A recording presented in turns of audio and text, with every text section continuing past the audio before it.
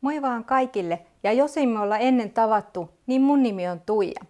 Oletko sä koskaan miettinyt, että sun etätiimisi vuorovaikutus ei oikein ole sun toivomalla tasolla? Ja se vaikuttaa koko tiimin toimintaan.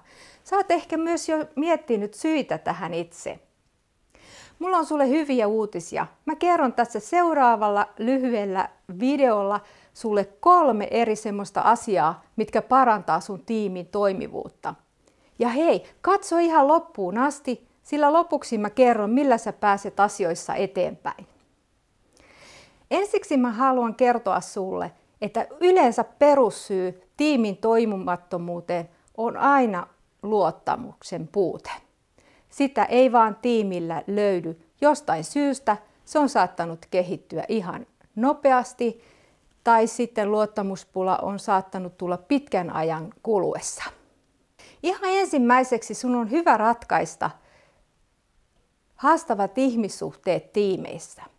Toiseksi sun kannattaa lähteä miettimään luottamuksen johtuvia syvempiä syitä. Hyvin usein me ajatellaan sitä hyvin itsestäänselvyytenä asiana, hyvin abstraktina ja kuitenkin todellisuudessa luottamus pohjautuu aina tietoon, mitä meillä on muista tiimin jäsenistä. Se pohjautuu myöskin tunteeseen, mutta myöskin yksilöiden toimintamallit vaikuttavat. Ja 3.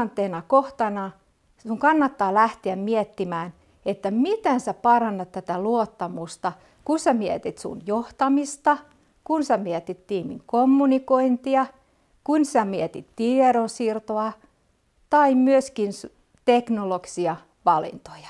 Ja tässä olikin 3 lupaamaani ratkaisua tiimin parempaan toimintaan. Ja kiitos kun olit mukana tässä. Voit klikata alla olevaa linkkiä ja tilata oman maksuttoman e-kirjasi. Kiitos kun olit mukana ja moi!